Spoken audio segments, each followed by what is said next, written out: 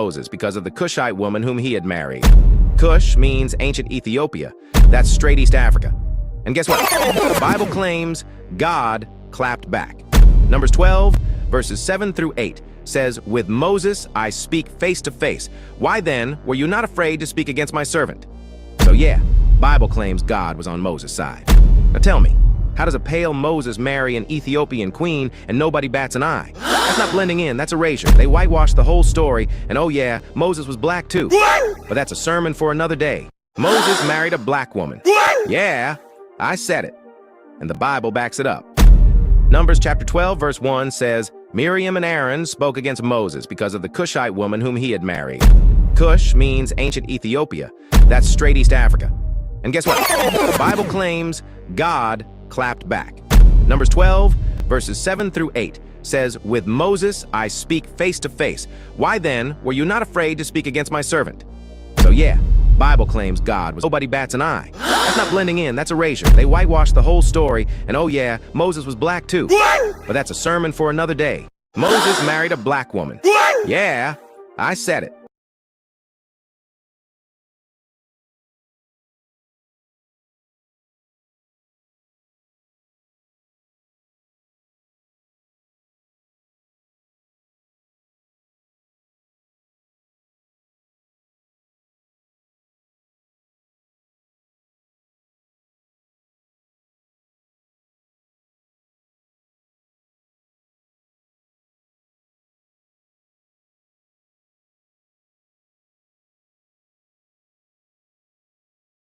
Verse 1 says, "Miriam and Aaron spoke against Moses because of the Cushite woman whom he had married."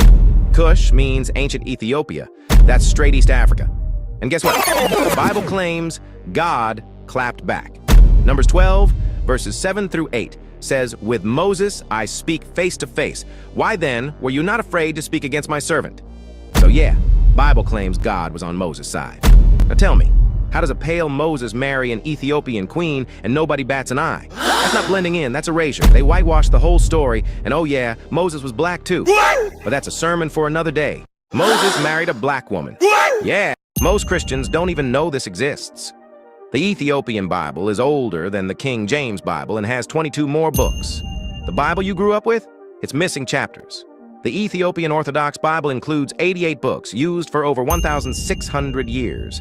It has Enoch, which talks about the Nephilim, giants, angels, and secret knowledge. Rome banned it, England ignored it. But Ethiopia preserved it, because Christianity didn't start in Europe, it started in Africa. This isn't alternative religion, it's the original one. So the real question is, if they deleted entire books, what else did they erase? Most Christians don't even know this exists.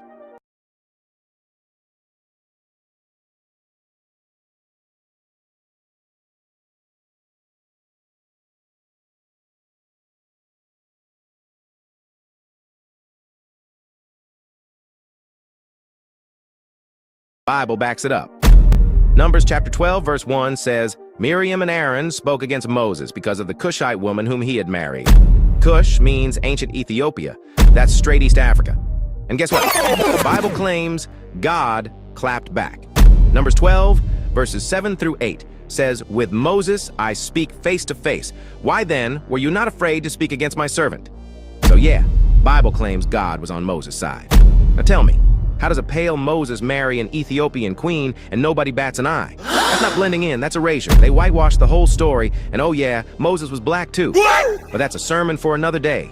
Most Christians don't even know this exists. The Ethiopian Bible is older than the King James Bible and has 22 more books. The Bible you grew up with? It's missing chapters. The Ethiopian Orthodox Bible includes 88 books used for over 1,600 years.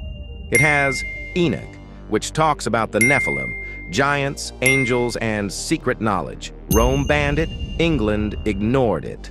But Ethiopia preserved it, because Christianity didn't start in Europe, it started in Africa. This isn't alternative religion, it's the original one. So the real question is, if they deleted entire books, what else did they erase?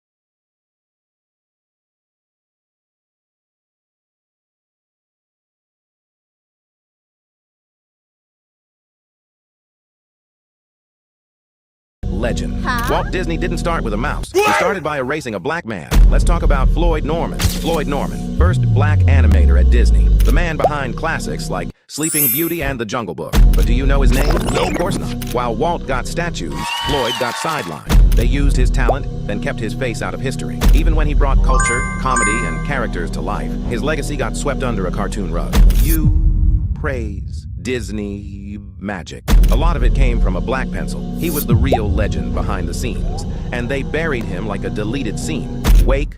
Stop saying black people sold themselves into slavery. That's a colonialist lie. Before you start crying, shut up and give me 30 seconds to explain. That idea came from colonizers, not history. The reality, Africa is a huge continent with thousands of different tribes and cultures. A tribe in West Africa didn't see themselves as the same as a tribe hundreds of miles away. They weren't selling their own. They were selling outsiders, prisoners of war, not their neighbors or cousins. Let's flip the script. If Germany attacked France, would you say Europeans attacked their own people because they're both white? No. Or if Egypt attacked Somalia because they're both African? Of course not. So why say that about Africa? Because racism made all African people seem the same, just black. That lie keeps getting repeated to take the blame off the real villains. The Bible's black bloodline, they erased it on purpose. Moses, Solomon, Jesus, all had African ties, but they whitewashed the whole book. Moses married a Cushite, Numbers 12:1. Kush equals Ethiopia. Solomon, I am black and beautiful. Song of Solomon 1:5. Jesus, bronze skin, woolly hair. Revelation 1:14-15. That ain't a coincidence. That's a pattern.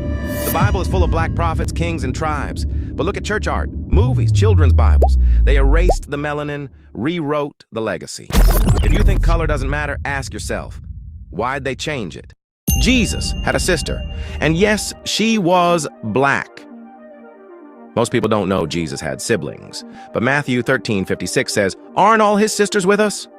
That's plural, more than one.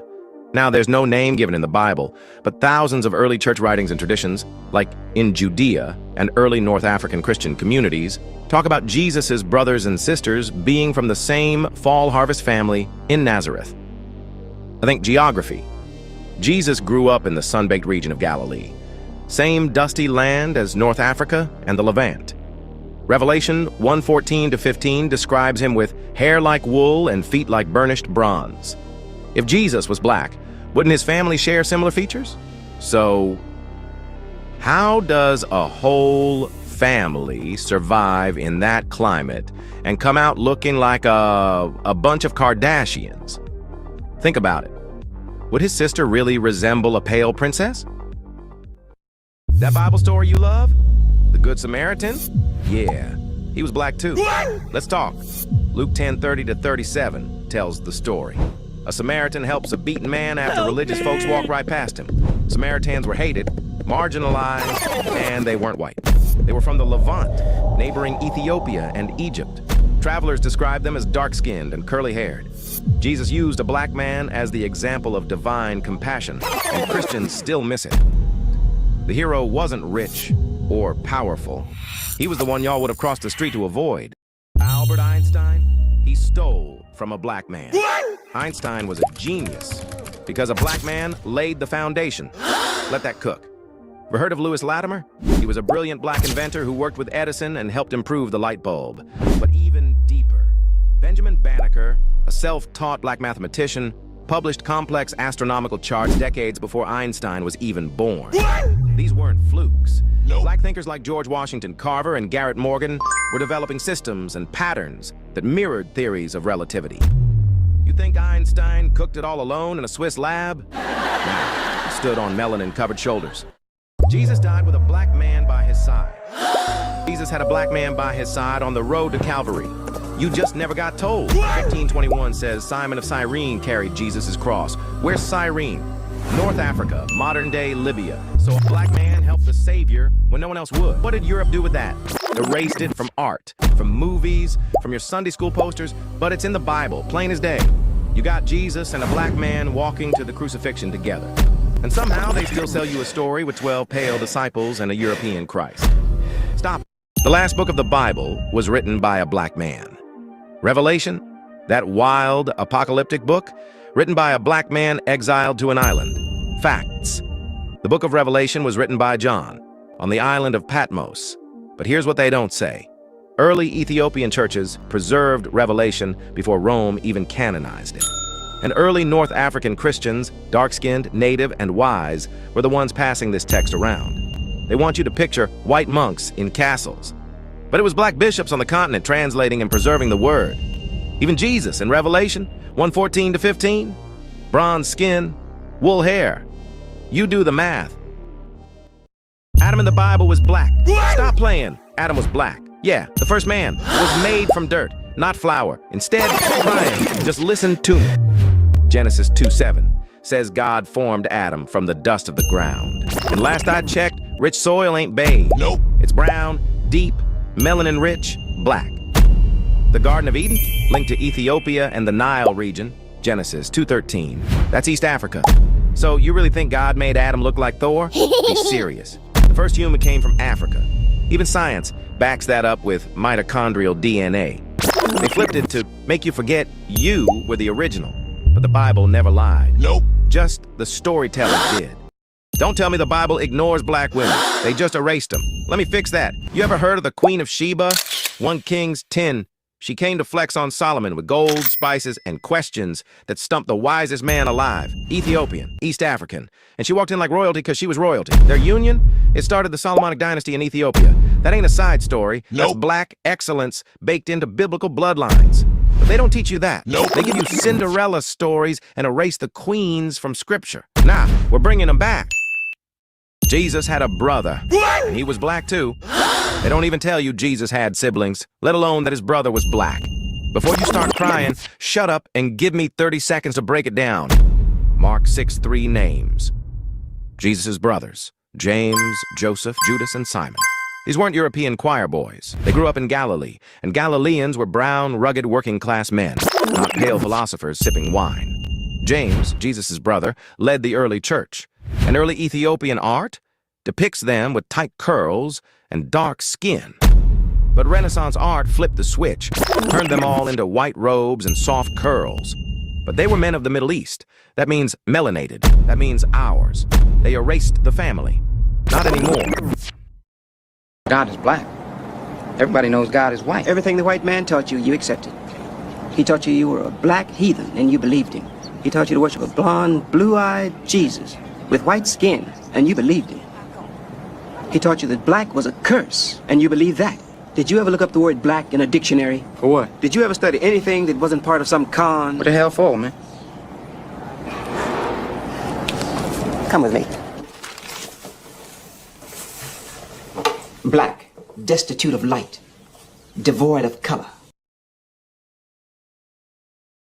The original Statue of Liberty wasn't about immigrants. It was a tribute to freed slaves. Before Lady Liberty was green, she was black. Yup, the first statue sent from France, a black woman, chains broken at her feet. This wasn't just about immigrants. It was a direct tribute to the black emancipation movement after the Civil War. But when it came to America, they rejected it. Too powerful, too black, they changed her face, changed the narrative. Why? Because they couldn't have a symbol of freedom that reminded them of black power. But guess what? The sketches and early models are still out there. The truth was buried, but we're bringing it back. Deception. The images you see, they're not just wrong. They're a calculated lie. Moses, Solomon, even Mary. Evidence points to their true black heritage. Song of Solomon 1:5 screams, I am black and comely. Jeremiah 14:2. Judah mourneth. They are blackened to the ground. Ancient historians describe them as dark-skinned. The shocking part isn't just the whitewashing, it's the deliberate erasure of a divine connection, stealing a legacy. Why are they so afraid of you knowing the original blueprint of faith? What power does that truth unlock in you? You ever wonder why they call it the King James Bible C, but never tell you who King James really was? Because he was a black man. Yup. King James VI of Scotland, I of England, the one who authorized the Bible translation in 1611, wasn't white like they show in portraits later. Nope. Early paintings show him with dark features, wide nose, curly hair. And he came from a line of black Moors and Scottish nobility. But centuries later, artists started updating his image. Lighter skin, narrower nose, European eyes. You know the drill. Why'd they hide it? Because the idea of a black man authorizing the most printed book in history doesn't sit well with whitewashed narratives. But history is messy, and black royalty was real. They just don't want you to know that.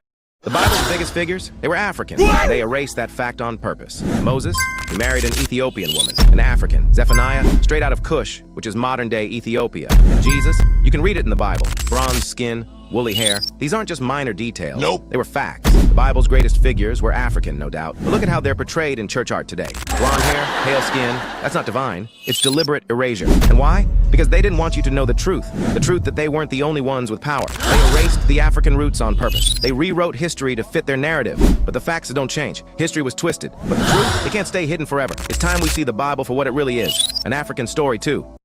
Jesus isn't even his real name. So what are we really saying when we pray? The name Jesus is the result of translation on top of translation. His original name in Hebrew, Yeshua, which means God saves. Here's where it gets wild.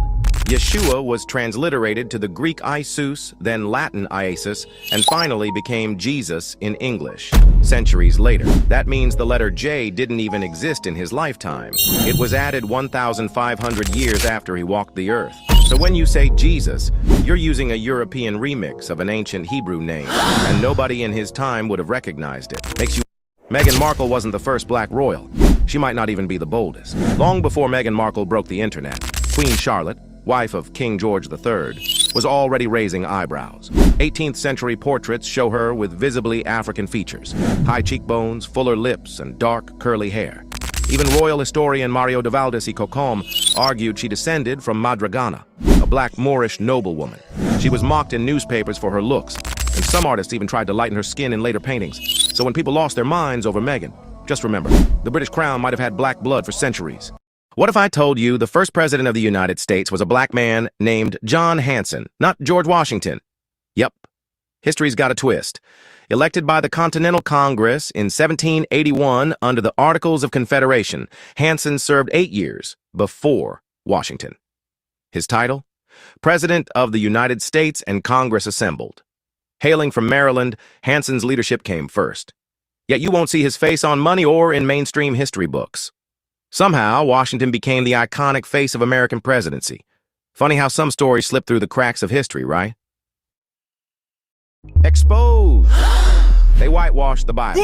Its heroes were black. Scriptures are the undeniable proof. Moses in Egypt, Solomon and Sheba. African lands, skin like bronze, hair like wool. Geography confirms this isn't just portraits. Nope. It's our stolen heritage, a deliberately buried, world-altering truth. The biggest revelation? Jesus. His lineage, Mideast birthplace, point to a man of color. Society erased it. This truth empowers. It's written, it validates. Feel that fire of reclaimed history? Why hide this? What else are they concealing? Your eyes. Africa's country borders were drawn by Europeans. So why do we still follow them? Ever notice how Africa's borders look like they were drawn with a broken ruler? That's because they were, by Europeans. At the Berlin Conference in 1884, they literally sat around a table, carving up a continent they didn't even live in. They split up kingdoms, tribes, and cultures like it was a pizza. No consent, no logic, just straight-up land theft in a suit and tie. And today, those same borders still stand. Still dividing people, still causing conflict. Why do we still follow maps made by colonizers? Africa wasn't born this way. It was broken this way. They faked the lines, but the truth is still there. The dark side of black billionaires. Ever wonder who the richest black men in history were? Spoiler, it's not all gold chains and glory. Mansa Musa was richer than Elon, Bezos, and every tech bro combined. But his gold pilgrimage crashed Egypt's economy for years. Marcus Garvey built a global shipping empire, but the FBI sabotaged him, and shady investments took it all down. Robert Smith paid off student loans for a whole college class, then got caught in a $140 million tax fraud case. Power ain't always pure. Nope. Aliko Dangote is Africa's richest man, but critics say his monopoly crushes smaller African businesses.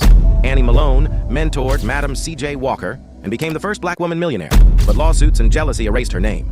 Black wealth made waves, but behind every empire is a truth they tried to bury. Moses, black. Solomon, black. Adam, black. Yeah, they lied to you. They gave you whitewashed Bible stories, but the scriptures say otherwise. Before you start whining and crying, shut up and give me 30 seconds to explain. Moses lived as an Egyptian prince. You think a white man could pass in ancient Egypt? No bars, nigga! And in Exodus 4:6, his hand turns white from leprosy, then back to normal. That don't hit the same if he was already white. Solomon literally says in Song of Solomon 1:5, I am black and beautiful. Not sun-kissed, black. And Adam?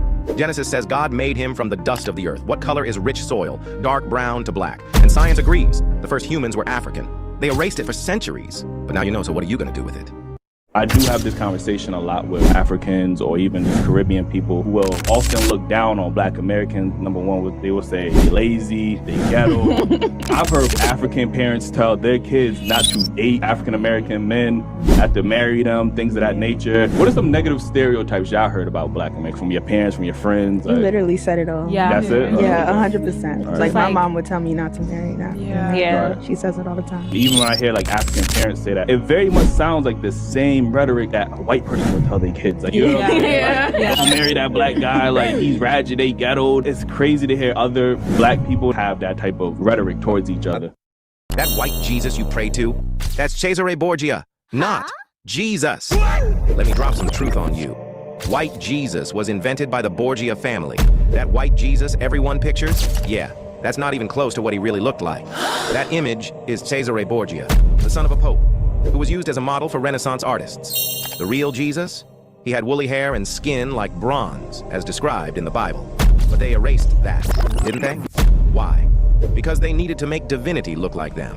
If Jesus looked like us, they'd have to admit something they don't want to. This isn't just art, it's propaganda. And it's All the women in this tribe pierce their lips like this, but why do they do it? This is an ancient tradition of the Mercy tribe in Ethiopia, passed down for thousands of years. When a woman reaches adulthood, she must do this. But why insert a lip plate? Well, the plate is a symbol of beauty. The bigger the plate, the more beautiful and loyal the woman is considered by the tribe. King Solomon was richer than Musk, Bezos, and Mansa Musa combined. Before you start whining and crying, shut up and give me 30 seconds to explain. King Solomon wasn't just rich, he was obscenely rich. Like Jeff Bezos and Elon Musk would have been begging this man for startup money rich.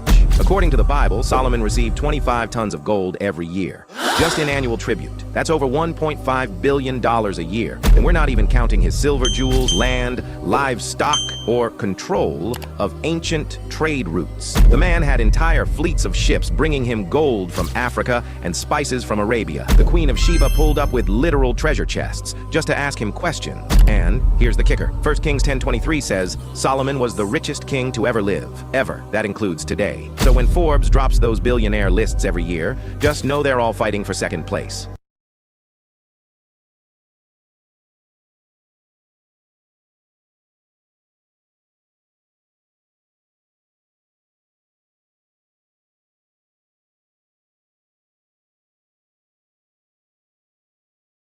I've heard a whole lot of negative things from the white people here. When you're trying to explain yourself, the white people don't want to hear you explain yourself. They drown you out. They start already trying to drown you out and talk over you. There's a certain amount of white arrogance here, and they don't want to listen to what Black people are saying. They don't understand because they don't want to understand. I've heard a woman here say, go back to Africa. Somebody said, we have a Black holiday. What does that mean? So what does that mean? He did not say that. He said, if we have a choice, what some of us can go and some of us can stay. But there's no understanding in here. People are just trying to talk. To those arrogant persons, you know, when you tell us go back, please remember where you came from. And when you want to relegate somebody to a specific place, just remember what your origin is in this world. Please, I'm not trying to be disrespectful, but I want you to understand that you, wherever you are on the earth, you're not a native anywhere. You came there and took it from the native people who are there. So please don't talk about going back, because if others talk to you about that, where would you go? The Statue of Liberty was originally a black woman. Before you start whining and crying, shut up and give me 30 seconds to explain. The Statue of Liberty was supposed to be a black woman, not this green nonsense. The Statue of Liberty wasn't always the symbol you think it is. The original design was a black woman holding broken chains at her feet, representing black emancipation after the Civil War. America couldn't handle that. Too powerful, too black. So they whitewashed it, changed the face, and twisted the story. But the original sketches, they're still here, hiding in plain sight. Liberty was ours first, and they can't erase that. They told you Jesus carried the cross alone, but forgot the black man who helped him, Simon of Cyrene. Sounds familiar? Probably not, because Hollywood edits him out every time. He's the African man. Yes, African. who helped Jesus carry the cross. It's right there in Luke 23:26. Cyrene was a North African city in modern-day Libya, so the first person to share Jesus' suffering was a black man. But where's his movie? No halo, no spotlight, just quietly erased.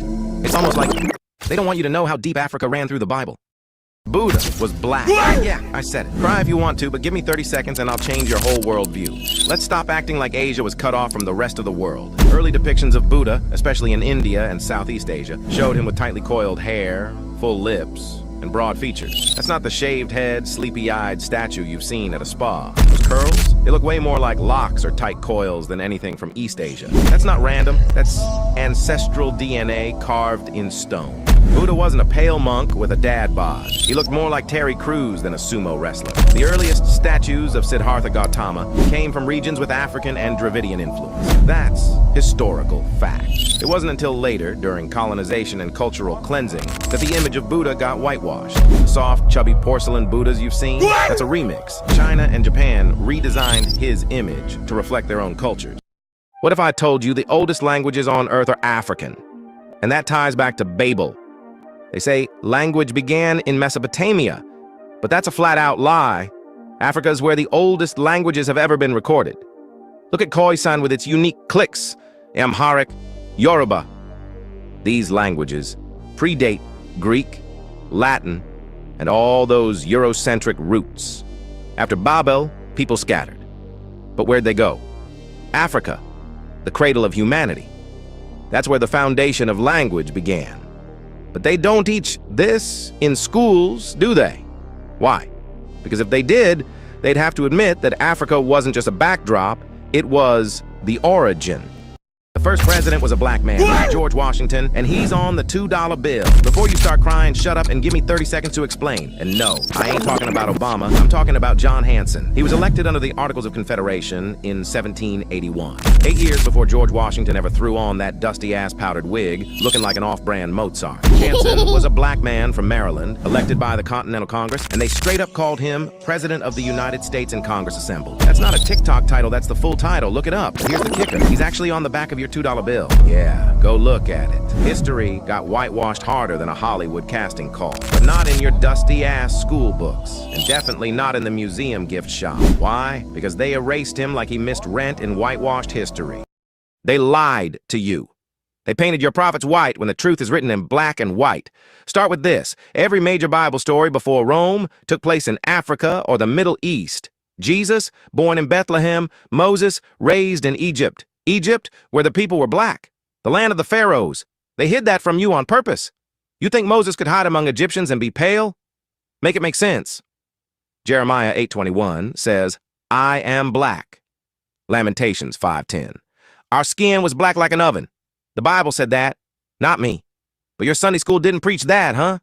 If the geography lines up, the scripture confirms it, and the logic screams it. Why are the images still white?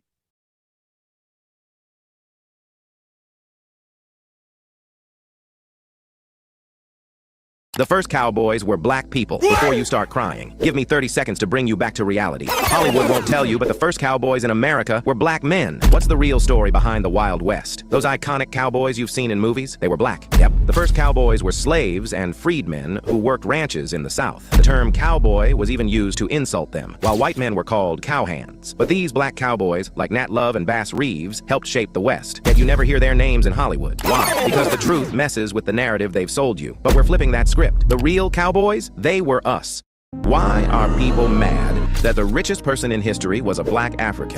Jeff Bezos? Elon Musk? Nah, bruh. The richest man in history was a black. Before you start crying, give me 30 seconds to explain Musa's net worth. Estimated at over $400 billion in today's money. That's more than Elon, Bezos, and Bill Gates combined. And he didn't hoard it. He gave out gold like it was candy on Halloween. During his pilgrimage to Mecca, he gave away so much gold in Egypt, he caused a 12-year inflation crisis. He accidentally crashed an economy just by being generous. And while your billionaires are launching vanity rockets and profiting on Sharif's, Musa was building libraries, schools, and mosques across West Africa. Your richest rich guy is still living in Mansa Musa's shadow. They lied to you. Jesus' disciples were black. Forget what you've been shown. They weren't Europeans. Born in the lands of Galilee, Judea, and Egypt, these men thrived under sun-soaked skies, mirroring the people of North Africa and the Levant. Picture this, a young Jesus hiding out in Egypt, as told in Matthew 2:13. Would a pale-skinned child blend in there? Nope. Get real. Even Acts 13:1 speaks of church leaders with African roots and deep skin tones.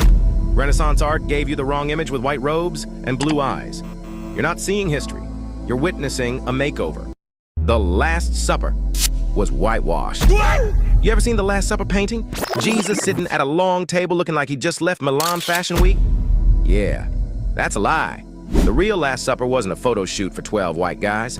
Jesus wasn't white. Nope. Jesus and the disciples were darker-skinned, wool-haired men. The Bible, Revelation 1:14, says, hair like wool, skin like burned bronze.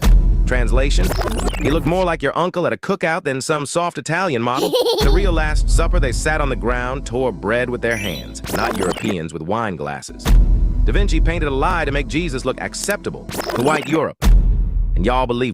If Jesus was actually white, why did he flee to Africa to hide? Use your brain and give me 30 seconds to explain. Let's break this down. King Herod wanted Jesus dead. So where did he run? Egypt. That's Africa. Now hold up. If Jesus was really white, do you honestly think he would have fit in there? Absolutely not. He would have stuck out like a sore thumb. He didn't run to Europe, did he? No. He ran to Africa for a reason. In Matthew 2:13-15, it says, an angel of the Lord appeared to Joseph in a dream. Get up, he said. Take the child and his mother and escape to Egypt. That wasn't some random choice. It was strategic. A white Jesus in Africa, he would have been found in a heartbeat, but he wasn't white. He was just like the people of Africa, and that's where he sought refuge. Why didn't they send him to Europe? They couldn't. He wouldn't have blended in. So let's be real. Jesus was one of us, and they've spent centuries hiding that truth. The reality, he looked like us, and he ran to Africa because it was home. The truth can't be erased anymore.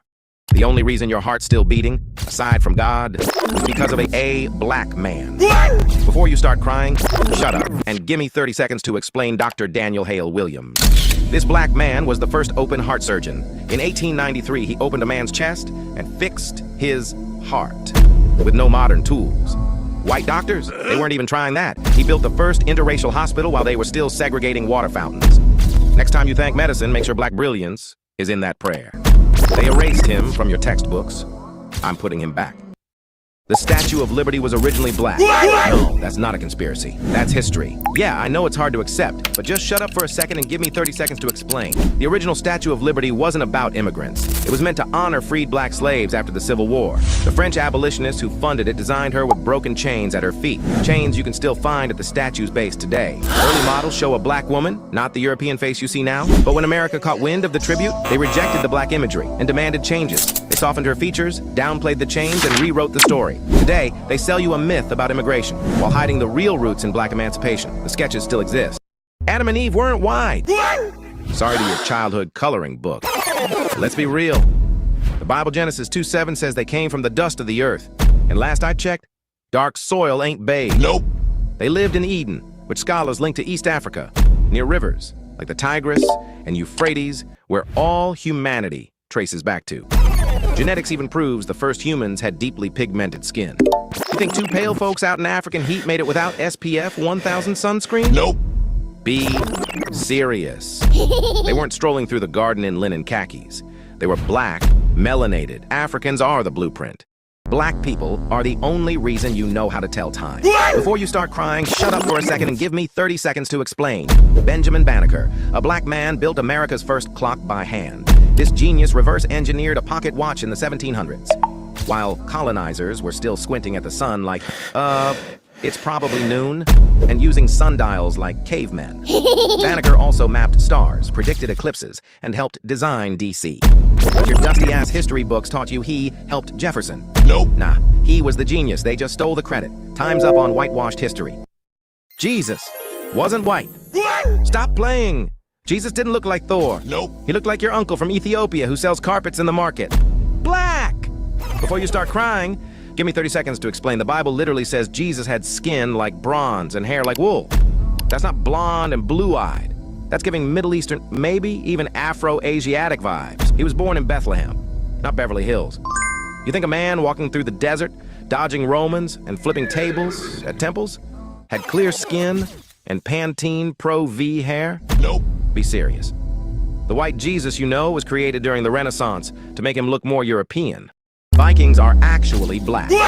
Yes, There were black Vikings, black men in fur, with axes, raiding Europe. Before you start crying, shut up and give me 30 seconds to explain. Ever heard of Blamader? Norse sagas mention dark-skinned warriors fighting alongside Vikings. We're not making this up. Nope. They wrote it down.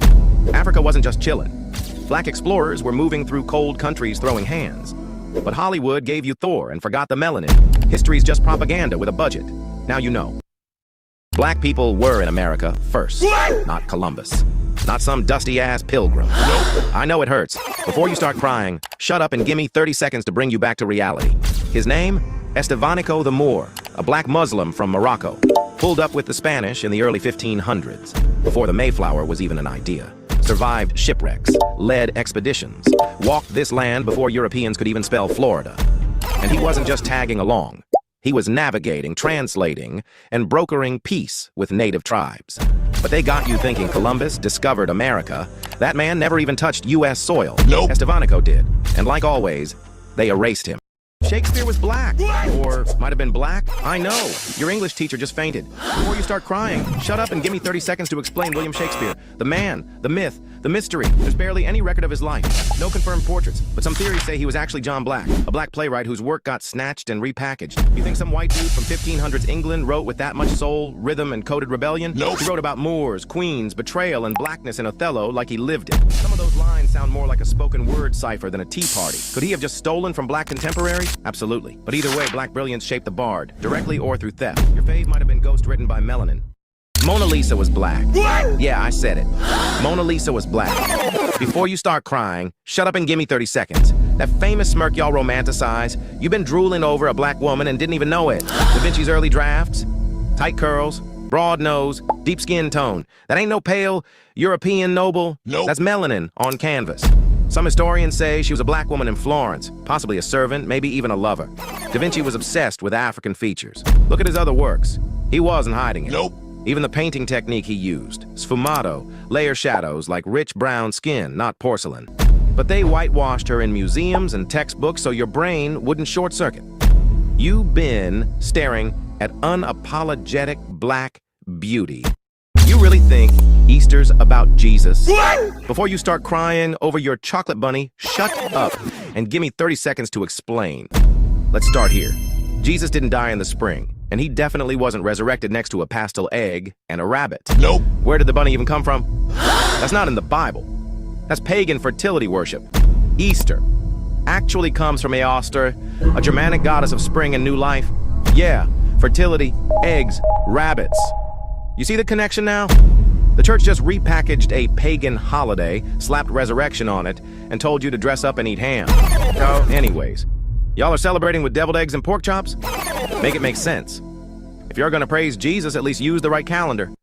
Beethoven wasn't just a genius. He was a black man. Before you throw your powdered wig, shut up and give me 30 seconds. They told you Beethoven was some pale, powdered composer who went deaf and dropped classics, right? Nope. Well, about that. Many early depictions show him with dark skin, wide nose, and coarse hair. Even his peers called him the Moor, not as an insult, but as a fact. Some historians believe his mother had Moorish or African ancestry. And listen to his music. Emotion-heavy, rhythmic, soulful. That wasn't just Europe's sound. That was pain in a minor key. Beethoven might have been the first black man to make white folks cry with a piano, and they never gave him the credit. The early Greeks were black. I know it's hard to accept, but shut up and give me 30 seconds to explain. Let's be real. Greece is right next to Africa. No sunscreen, no snow, and somehow they came out looking like Justin Bieber? Be serious. The Minoans, the first Greek civilization, painted themselves with dark skin and curly hair. Their statues, full lips, broad noses, tight curls. Sound familiar? Oh, yeah. Black people.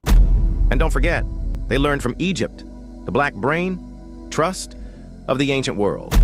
Socrates, Pythagoras, Plato. Yeah, they were studying African philosophy in Egypt 22 years before they had their own. But Hollywood gave them spray tans and British accents. The original Greeks looked more like Eddie Murphy than Brad Pitt. Just another chapter they tried to white out. Elvis was actually a black man. I know it's hard to accept, but shut up and give me 30 seconds to explain. Okay, he wasn't literally black, but everything that made Elvis, Elvis. Black people invented that. Black folks invented rock and roll. Sister Rosetta Tharpe, Chuck Berry, Little Richard, they laid the foundation. Elvis just gentrified the sound, slapped a pompadour on it, and got crowned the king off our rhythm. and the world ate it up like it was original. Nope. He didn't create the wave. Nope. He just surfed it. So next time you call him the king, put some respect on the people he stole the crown from. The first president was a black man, not George Washington. Before you start crying, shut up and give me 30 seconds to explain. And no, I'm not talking about Obama. His name was John Hanson. He was the first president under the Articles of Confederation, 8 whole years before George ever touched that powdered wig. Hanson was a black man from Maryland, elected by the Continental Congress in 1781. And yes, they called him President of the United States and Congress assembled. But you won't find his face on the money or in your dusty-ass history books. Nope. Wonder why? Because they erased him. Just like they erase anything that makes black folks look Let's stop lying. Jesus wasn't white. And if that hurts your feelings, take it up with the Bible. Revelation 1:14-15 says his hair was like wool and his skin was like burnished bronze. You tell me what race that sounds like. That ain't blonde hair and blue eyes. Nope. That's melanin and kink. So why do churches still paint him like a Swedish pop star? Because a black Jesus don't fit the control agenda. But facts don't care about feelings. He looked like us. He came from North Africa and the Middle East. So, yeah, your Jesus had... The U.S. government poisoned black communities. Give me 30 seconds to explain before you start whining about conspiracy theories. Did you know the government tested drugs and diseases on black people? We've all heard of Tuskegee, but the truth runs much deeper. Black people have been used as guinea pigs for decades. They tested STDs on us, performed sterilizations without consent, and even exposed us to chemical weapons. Henrietta Lacks, her cells were stolen, used for research, with no compensation. And the U.S. government, they've done it all. Mississippi appendectomies, eugenics programs. These are not conspiracy theories, these are facts, and they're still trying to cover it up, but we can't let them erase this truth. It's time to hold them accountable. Black soldiers fought Nazis before America even showed up. Before you start crying about erased history, give me 30 seconds to explain something they don't teach you. Before America even touched World War II, black soldiers from Africa were already fighting Nazis. They were called the Tirailleurs Sénégalais, West African troops fighting for France. When Hitler invaded in 1940, France sent them to the front lines first. Not white soldiers, outgunned, under-equipped, disposable. And when the Nazis captured them, they didn't get treated like prisoners of war. They got executed, massacred in places like Chasselet, forced to dig their own graves because they were black. These men fought fascism first, and history tried to bury them. But we're digging the truth back up. Now you know.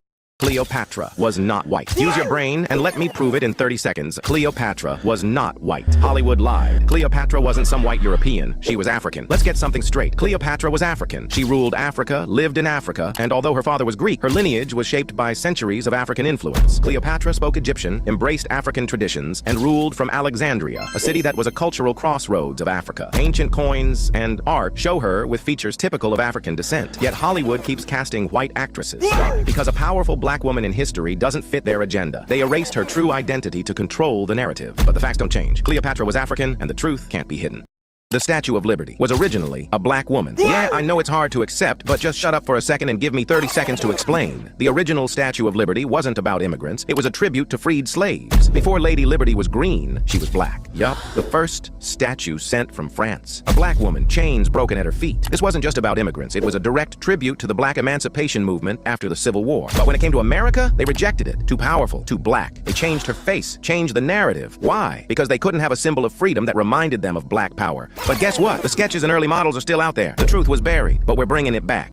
Everything you know about American slavery is wrong. The first legal slave owner wasn't some rich white plantation owner. It was Anthony Johnson, a black man who started as an indentured servant. Wild fact, Johnson worked his way up from nothing to own 250 acres and multiple servants in the 1600s.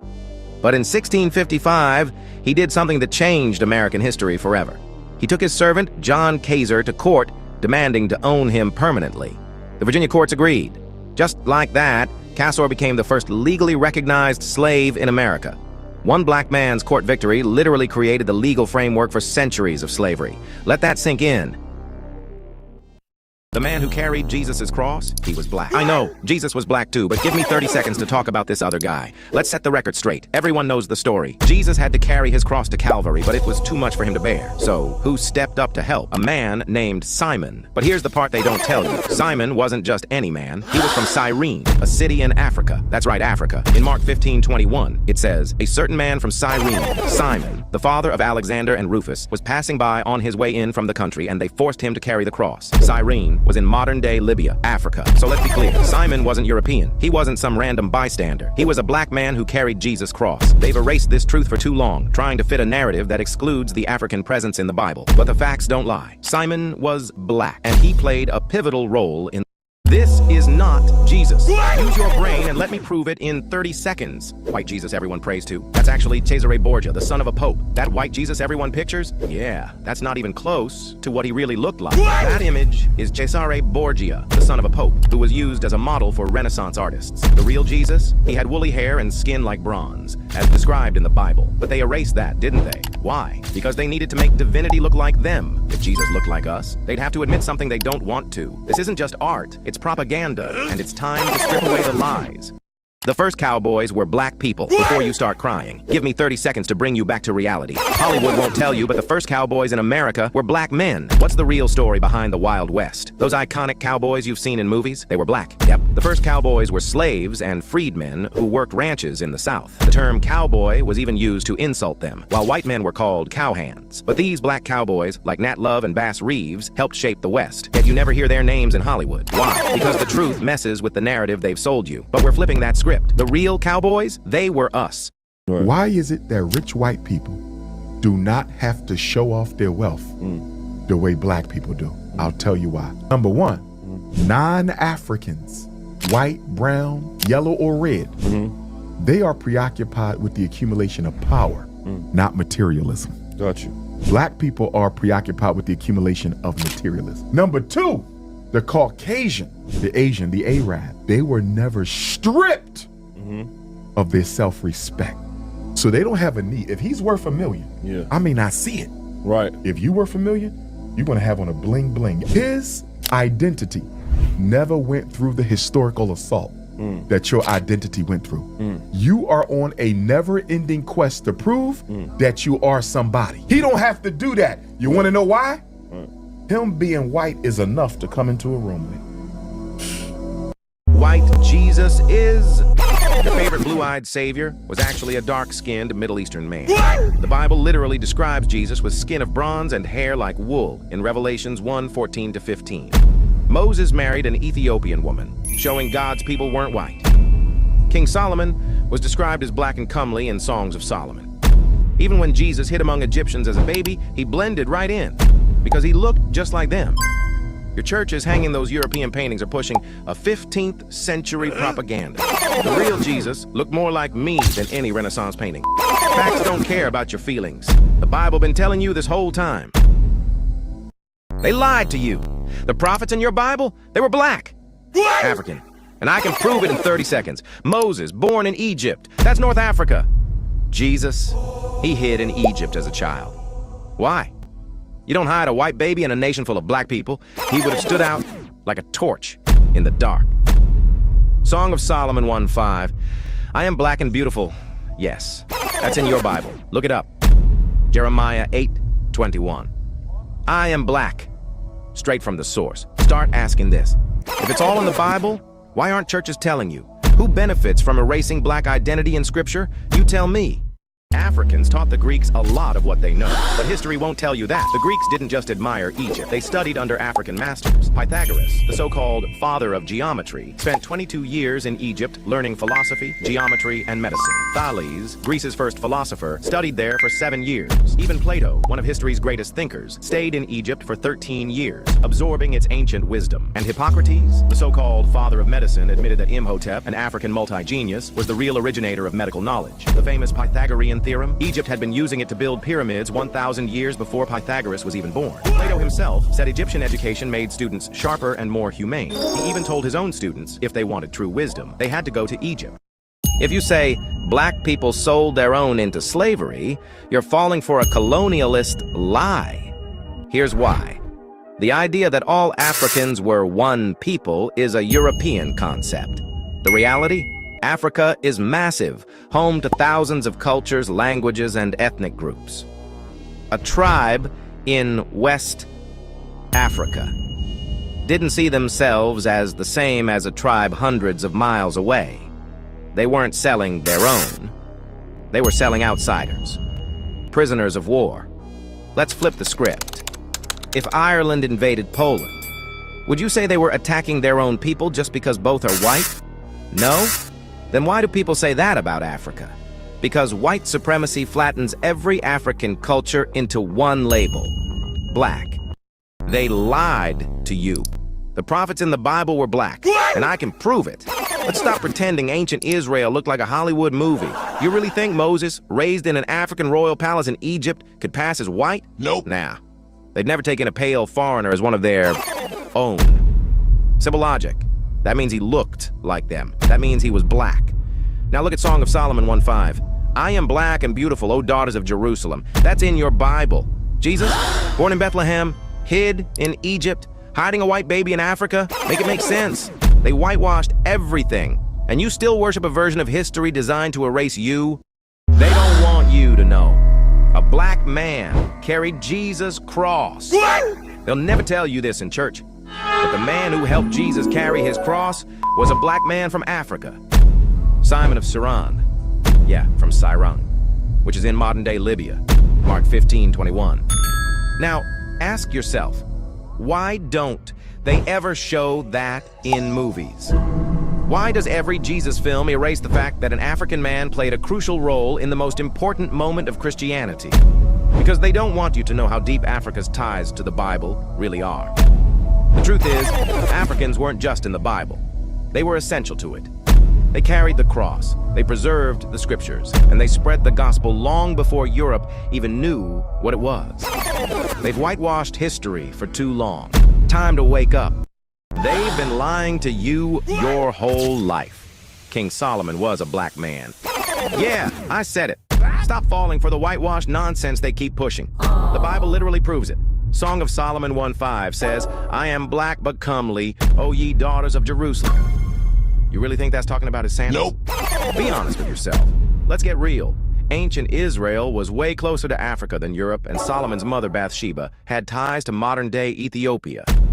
You really believe he came out looking like some pale European nobleman? Africans preserved the Bible, while Europe was burning books. While Europe was too busy burning books and slaughtering each other during the Dark Ages, 5th to 15th century, Africans were holding it down and preserving the Bible. Ethiopian Christians safeguarded entire manuscripts and scriptures while Europe was drowning in chaos. But they'll try to convince you the Bible only made it out of Europe. Nah, that's a lie. Nope. Africa kept the gospel alive when nobody else would. Next time someone acts like Christianity's roots are all European, hit them with the truth. Africa was the guardian of the gospel. The Bible is the pure, untouched word of God? Think again. It's been edited, rewritten, and manipulated for centuries. Let's break it down. First, missing books. The book of Enoch, gone. The Gospel of Thomas, erased. Who decided what stayed and what got cut? Powerful men with an agenda. Second, contradictions everywhere. Genesis says humans were created after animals, but in the next chapter, Adam comes first. So which is it? Third, thousands of versions. King James, NIV, Catholic Bible. Why so many if it's divinely inspired? Because it's been changed to fit different beliefs. Fourth, Jesus' identity flipped. One verse says, Jesus is equal to God. Another says God is greater than him. Somebody's lying. Fifth, translation corruption. The original Hebrew and Greek were altered. The so-called virgin birth, the Hebrew word actually meant young woman, but they changed it to fit the narrative. The truth? The Bible has been tampered with for control. Don't just believe what they tell you, ask questions. The Bible's first Christian nation was in Africa, not Europe. Deal with it. They'll swear up and down that Christianity spread from Europe, but that's just a flat-out lie. The first Christian nation wasn't Rome or Greece, it was Ethiopia. Yeah, let that sink in. Ethiopia made Christianity its official religion in 330 AD under King Ezana of Axum, while Rome was still worshiping a bunch of pagan gods. You see, they don't want you to know that Africa was leading the way in spreading the gospel, while Europe Europe was busy sacrificing to statues. The Bible even mentions Ethiopian believers way before Europeans got involved, like the Ethiopian eunuch in Acts 8:27, who was baptized by Philip. But they'll never highlight that in your history books because it shatters the Eurocentric narrative they've been pushing for centuries. They'll make you think civilization and religion only advanced when Europe stepped up. But nah, Africa had the truth first. Just admit it. You can't stand the fact that Africa was at the forefront of Christianity.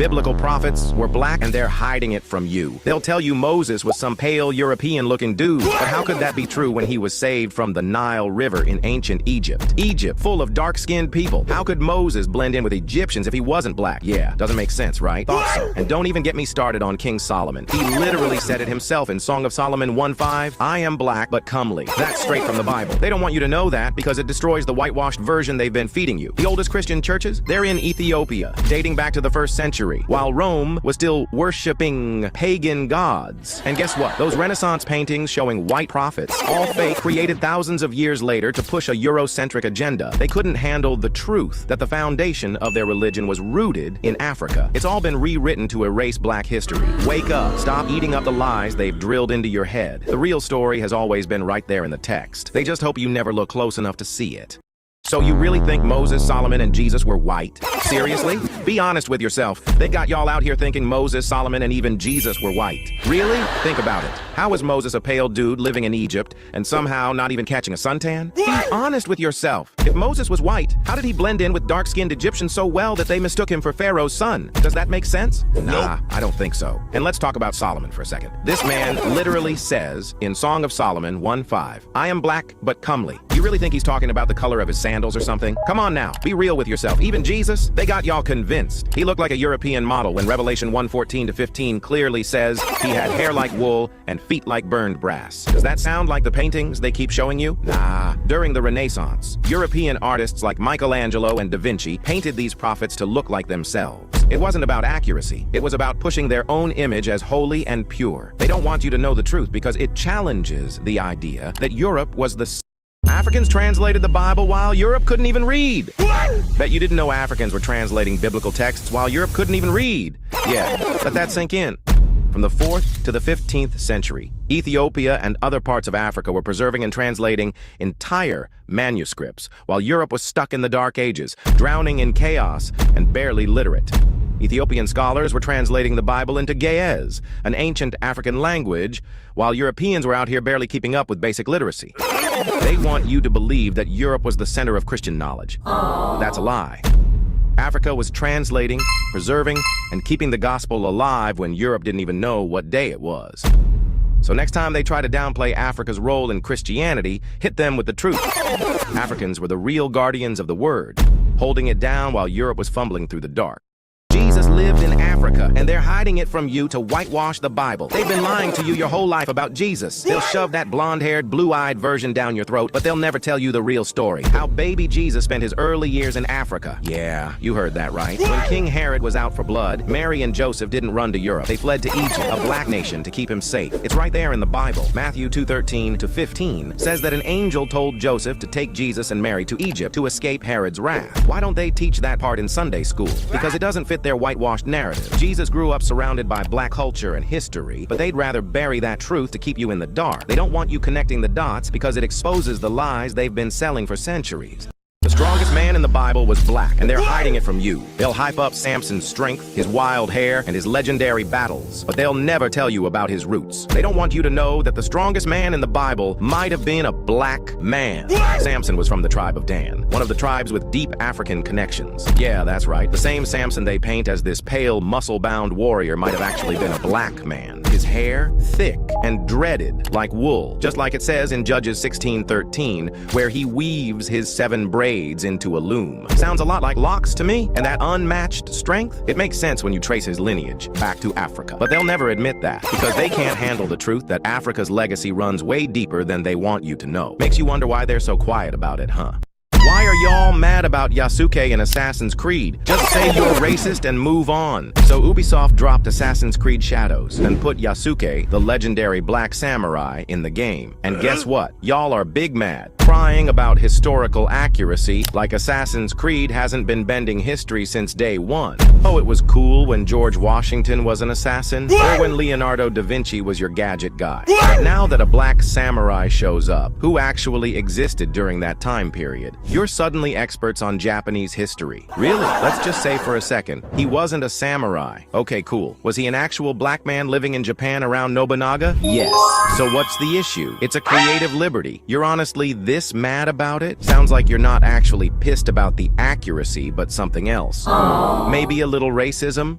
Moses' wife was a black African, and they're hiding it from you. You ever wonder why they never mention that Moses' wife was African? Yeah, they'll preach all day about Moses leading the chosen people, but stay silent on the fact that his wife Zipporah was a black woman from Kush, modern-day Ethiopia. You think that's just a coincidence? Nope. Nah, they don't want you to know how deep Africa's roots go in biblical history. And I'm not just talking, it's right there in the Bible. Numbers 12:1 says, Miriam and Aaron spoke against Moses because of the Cushite woman whom he had married, for he had married a Cushite woman. They were mad because he married a black queen from Africa. But they'll gloss over that real quick because it doesn't fit the whitewashed narrative. They'll act like Africa had nothing to do with the Bible when Moses himself was out here married to a strong black queen. They can't erase that, no matter how hard they try to hide it. Africa had universities before Europe even knew what a school was. Let that sink in. Meanwhile, Europe was out here in the Dark Ages, barely keeping itself together. While Africans were writing manuscripts and building knowledge hubs, Europeans were struggling just to survive. And yet they'll make you think civilization only advanced once Europe got involved. Nah, Timbuktu was already producing geniuses and intellectuals while Europe was still crawling out of ignorance. Timbuktu, an ancient city in Mali, West Africa, was a powerhouse of knowledge and culture. Scholars from all over the world came to study astronomy, mathematics, medicine, and philosophy. The University of Sankore and other institutions held thousands of manuscripts and served as centers of intellectual exchange, centuries before European universities even existed.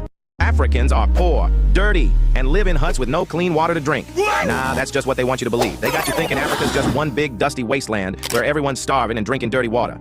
But here's the truth. They'll show you some rundown village and tell you that's all of Africa, while half the time you're looking at stock footage from LA or Detroit. Yeah, cities right here in America that look just as rough, if not worse. And let's not forget Flint, Michigan. Still struggling for clean drinking water for years. But nobody's rushing to call the US a third world country, right? Nope. Meanwhile, Africa's got cities like Lagos, Nairobi, and Johannesburg popping off with skyscrapers, tech hubs, and more millionaires than they'll ever tell you about. See, the media makes bank off keeping Africa's image stuck in poverty mode. Why? Because if you knew about the trillions in natural resources and booming economies, they couldn't keep exploiting it. They want you to think Africa's helpless, so they can keep taking what's theirs without anyone batting an eye. Don't let them sell you the lie. They didn't end slavery. They rebranded it. 1865. The Civil War ends and slavery is abolished. But here's the catch. The 13th Amendment left a loophole. Slavery is illegal, except as punishment for a crime.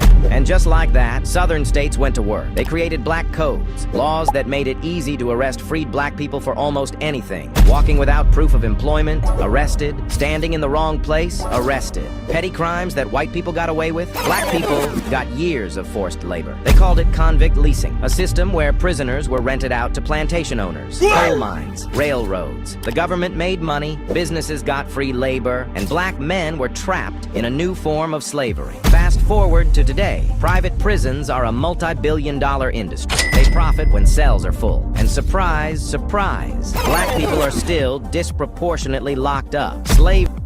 This black-ass African stole a tactic from the Bible to defeat the Italians, to bury the Italians, and they got down on their knees. In 1896, King Menelik II of Ethiopia studied the Bible and saw how King David used strategy to defeat Goliath, not just strength. So, what did Menelik do?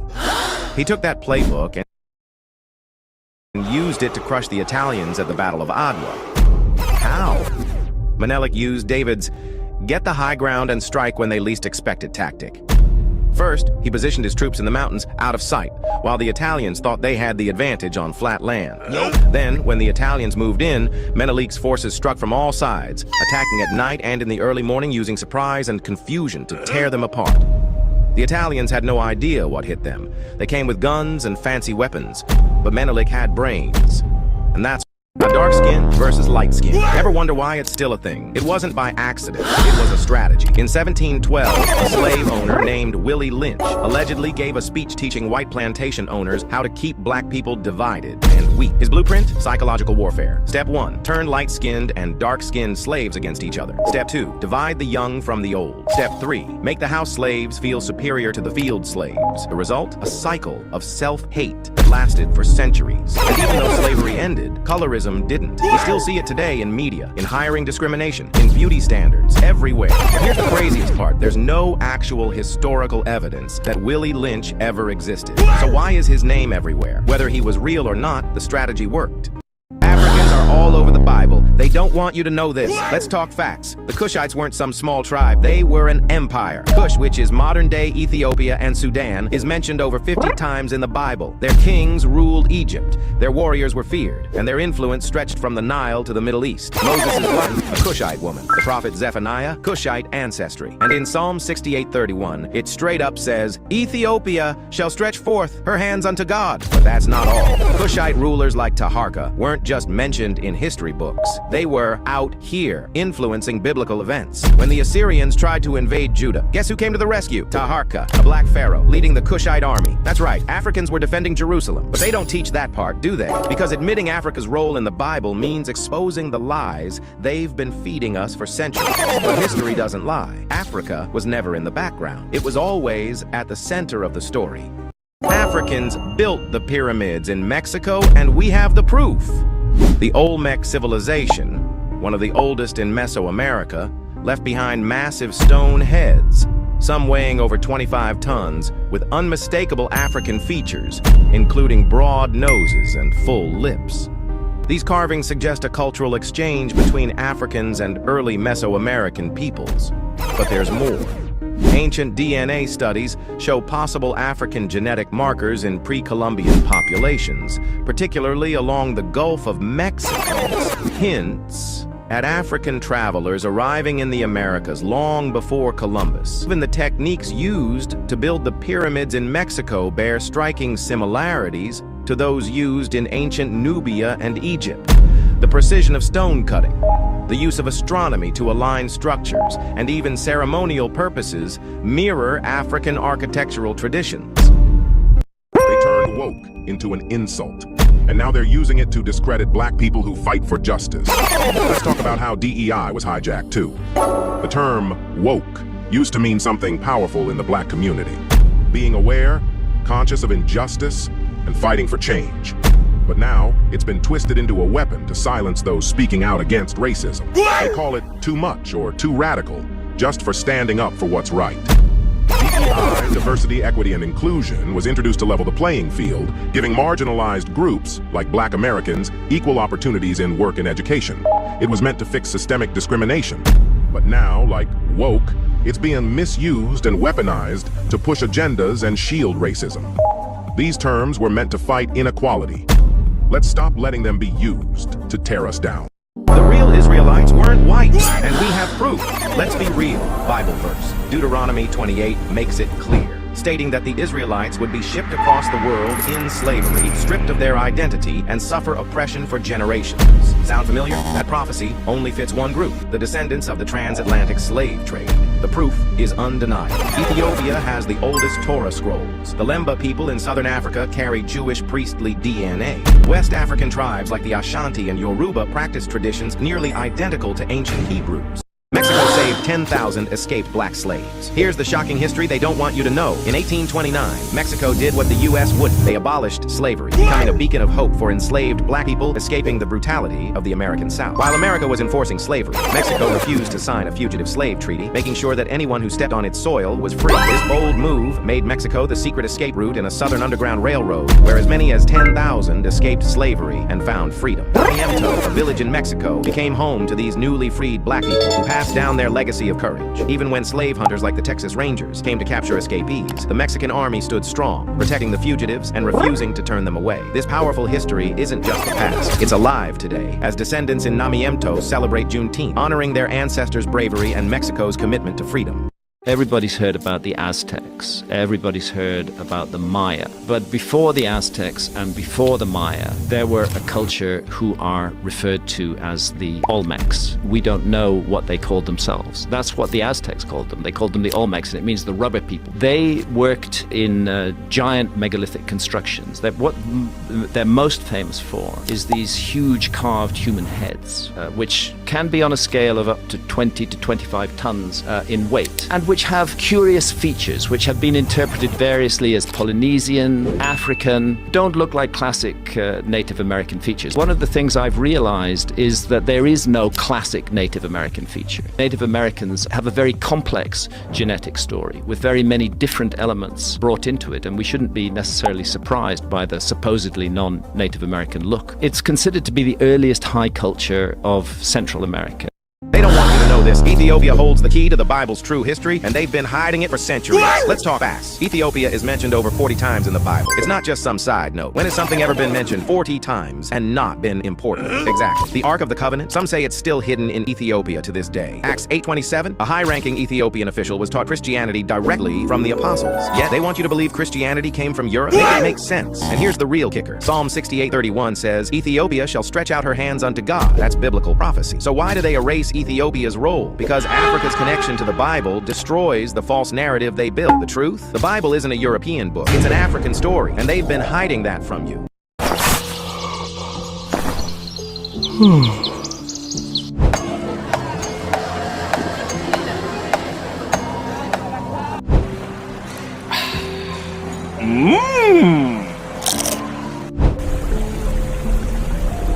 Africans taught the Greeks a lot of what they know, but history won't tell you that. The Greeks didn't just admire Egypt. They studied under African masters. Pythagoras, the so-called father of geometry, spent 22 years in Egypt learning philosophy, geometry, and medicine. Thales, Greece's first philosopher, studied there for 7 years. Even Plato, one of history's greatest thinkers, stayed in Egypt for 13 years, absorbing its ancient wisdom. And Hippocrates, the so-called father of medicine, admitted that Imhotep, an African multi-genius, was the real originator of medical knowledge. The famous Pythagorean theorem, Egypt had been using it to build pyramids 1,000 years before Pythagoras was even born. Plato himself said Egyptian education made students sharper and more humane. He even told his own students, if they wanted true wisdom, they had to go to Egypt. Black people are cursed according to the Bible, or so they say. But guess what? That's a complete lie, and I'm about to expose it. The curse of Ham is a biblical myth that's been twisted to spread hate. It's rooted in Genesis 9:25, where Noah curses Canaan, Ham's son, for disrespecting him. But somehow this got twisted into a lie claiming black people were cursed, because Canaan's descendants were associated with Africa, and they're black. But here's the thing. The curse wasn't about skin color. It was about Canaan, and his descendants were the enemies of Israel, not black folks. Now the truth? Stay with me for a moment. Ham's other sons, Kush and Mizraim, helped create powerful African nations, Egypt and Ethiopia. So how could a curse lead to thriving civilizations? It doesn't. Colonizers twisted this story to justify slavery, turning a myth into a weapon for oppression. But guess what? We see through it, and now you do too. The curse of Ham, a total scam. Time to wake up. In this clip, a Himba mother from Namibia is seen gently licking her baby's eyelids. In many traditional cultures, mothers use their own saliva for cleaning and even medicinal purposes. What do you think? Ancient wisdom or something you wouldn't try? You tell me and prove to me that black people are violent and that they're going to take over, and I can open up the New York Daily News and show you white people who are daughters, their husbands, their wives, their children, each other off. Well, if we put that in the paper and make it black and white, which is where the whole thing happens. It's in the paper. If a black man does something, it says, John Jones, black this, said black, black, black, and did the black, black. Now, if a white man does it, it isn't white man Jones. It's just a man. Nondescript, just a regular old raggedy man, went out, killed his 2 daughters and his wife, and shot himself. Now, if he does that, then everybody seems to just either sympathize with it or let it go out the window. But if a black man does it, then any white bigot can point his finger and say, see that? There they go again. Well, that isn't right. It isn't. They've been lying for centuries. Most of the prophets in the Bible were African, and we have proof. Jesus hid in Egypt as a baby. How does a blonde-haired, blue-eyed man hide in a country full of black and brown people? He doesn't. Here's the truth. Let's talk about Jesus. Matthew 2:13 says his family fled to Egypt. Now tell me, how does a white man blend in with a country of black people? He doesn't. Exodus 2:19 says Moses was mistaken for an Egyptian. And where's Egypt? Africa. Same with Joseph. He grew up in Egypt, surrounded by black people. Ethiopia is mentioned 40+ times in the Bible. Acts 8:27. An Ethiopian official learned learned the gospel directly from the apostles. If Christianity was European, why was Africa practicing it first? Europe was drowning in filth, disease, and ignorance until African Muslims saved them. Europe was in the Dark Ages. Literally, no sanitation, no education, no medicine. Then the Moors came. These black Muslim scholars from North Africa brought science, math, medicine, engineering, and even the concept of bathing. That's right, they had to teach Europeans how to wash themselves. The Moors ruled Spain for 700 years, building universities, libraries, and surgical centers, while Europeans were still living in filth. But after they were kicked out, Europe stole their knowledge and erased them from history. The Moors didn't just visit, they built modern Europe, and they don't want you to know it. Lincoln didn't free the slaves because he cared. He did it for politics. Abraham Lincoln wasn't some great savior. He freed the slaves because he had to. The Civil War was going badly for the North, and he needed a way to hurt the South's economy. So he issued the Emancipation Proclamation. But guess what? It only freed slaves in Confederate states. States that stayed loyal to the North got to keep their slaves. So did he do it for morals? Nope, he did it to win the war. They won't teach you that in school. They say slavery was 400 years ago. Get over it. But they seem to forget all of the laws and policies that made it legal to discriminate, abuse, and exclude black Americans. Let me break it down. The laws of segregation didn't end until the 1960s. Up until then, black people could be beaten, arrested, or both, just for eating at the same restaurant, using the same bathroom, or trying to go to the same school as white people. Let's talk about the laws that kept black Americans down. Jim Crow laws were designed to enforce racial segregation. Black codes criminalized simple acts like gathering or not having a job, leading to mass arrests. Poll taxes made voting nearly impossible for black Americans. And that's just scratching the surface. They tell black people to just work harder. But what happens when we do? They burn it to the ground. Black Wall Street wasn't the only one. There were over 100 thriving black towns in America. Towns like Rosewood, Oscarville, and Freedmanstown, where black people built their own businesses, banks, and schools, real generational wealth. But guess what happened? They were burned, bombed, and flooded to erase them. Lake Lanier, it was a black town before the government drowned it. Entire communities were stolen using shady laws like eminent domain. And the KKK? They straight up ran black families out of their homes. So next time someone says, "Why don't black people just build wealth?" Tell them, "We did, and they destroyed it." They gave you whitewashed Bible stories, but the facts prove Moses, Solomon, and even Adam were black. Moses, he was raised as an Egyptian prince. Ancient Egyptians were African. How's a white man blending in there? Huh? And in Exodus 4:6, his hand turned leprous, white as snow, and then back to normal. If he was already white, how would that be a miracle? Solomon, he literally says in Song of Solomon 1:5, "I am black and beautiful, not tan, not sun-kissed, black." Ethiopia even traces its entire royal bloodline to him. And Adam, Genesis 2:7. God made him from the dust of the ground. What color is rich soil? Dark brown to black. Even science agrees. The first humans were African. So why do they keep showing you whitewashed images? American police started as black slave hunting patrols in the South. These weren't noble protectors. They were armed groups paid to track down and capture escaped slaves, bringing them back to plantation owners. After slavery ended, those exact same patrol members didn't disappear. They became our first police officers. This explains why racial targeting is built into the system's DNA. Modern policing wasn't founded on serving communities or public safety. It was designed for one purpose: maintaining control through force. That's the real reason why racial bias in policing persists today. They whitewashed the Bible, but the fact is, all the prophets were black, and we have the proof. Moses, raised in Pharaoh's palace, meaning he looked like the Egyptians, who were black. Paul, Acts 21:38 says he was mistaken for an Egyptian. And Jesus? Revelation 1:14, to 15. Hair like wool, feet like burned brass. That's black. The Israelites? Deuteronomy 28 describes a people taken on ships, enslaved, and stripped of their identity. That's the transatlantic slave trade, word for word. King Solomon, Song of Solomon 1:5, he said, "I am black and beautiful."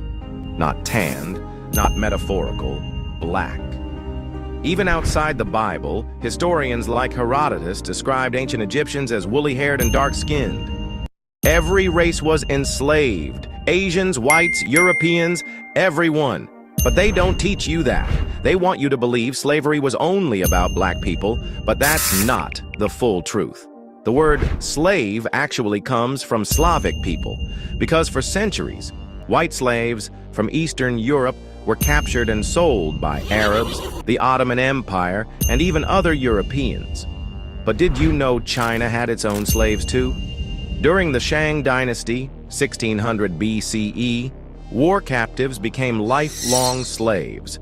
The Han Dynasty, 206 BCE, used slaves for hard labor, and the Tang Dynasty, 618 CE, had a massive slave trade, even trafficking people from Korea and Africa. Even the Irish were sent to the Caribbean as indentured servants, and millions of Asians, especially Chinese coolies, were forced into brutal labor worldwide. So why do they only focus on black slavery?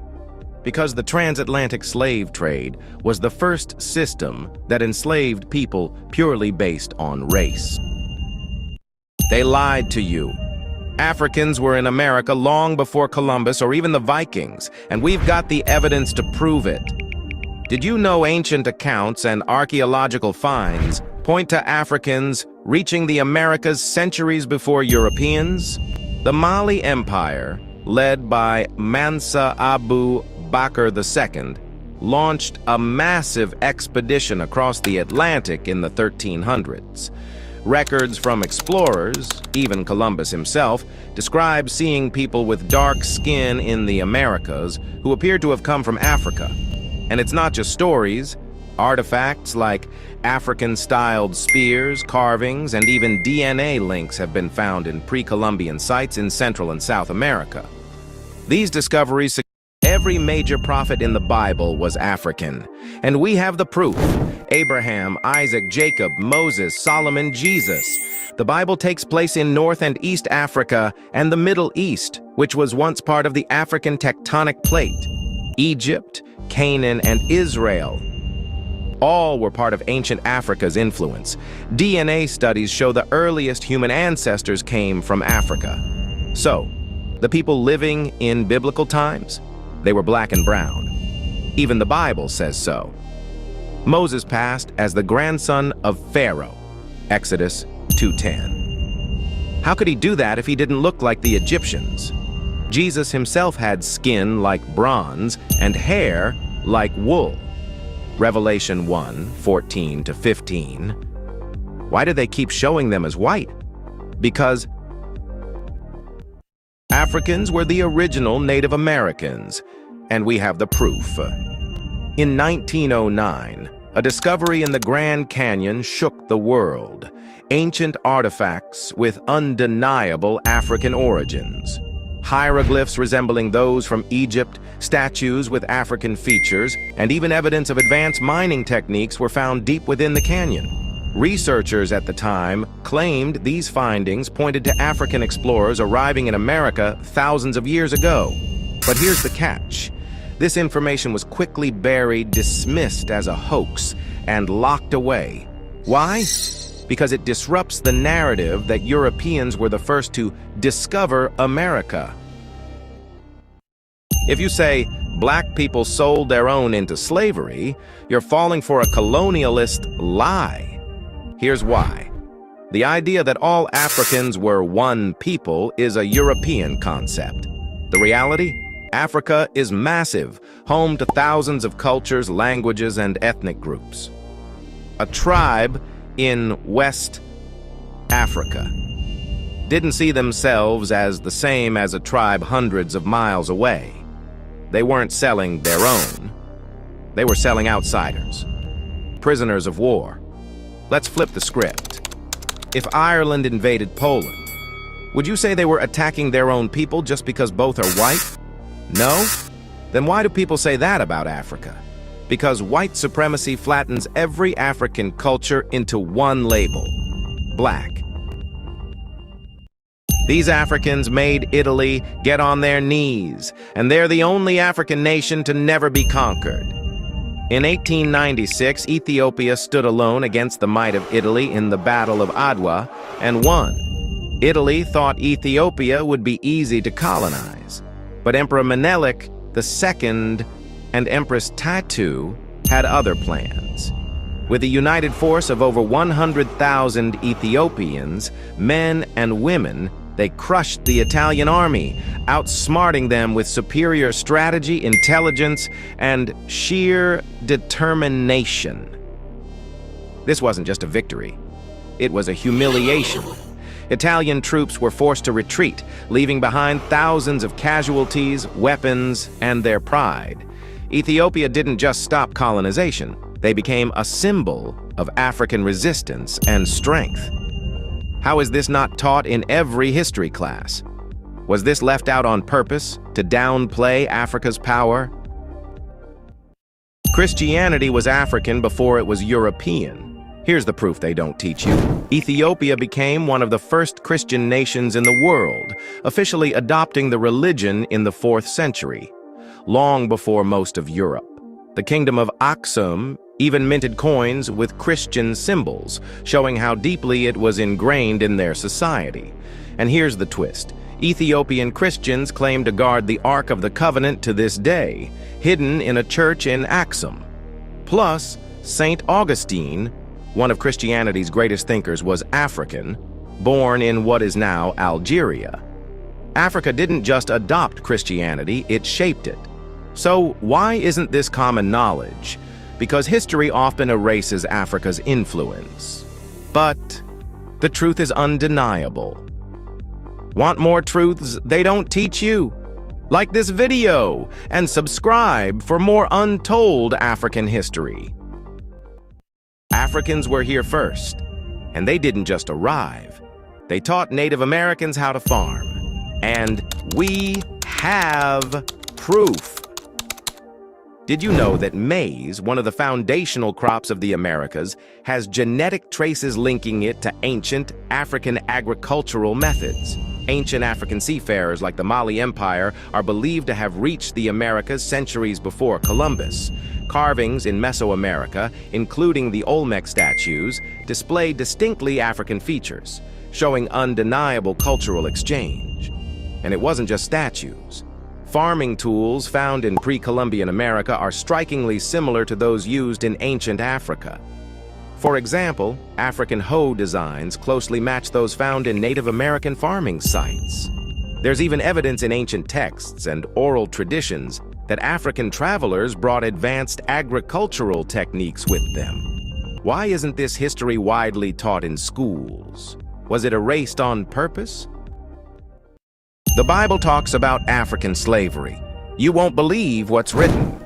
The Bible references slavery multiple times, but did it mention African slavery?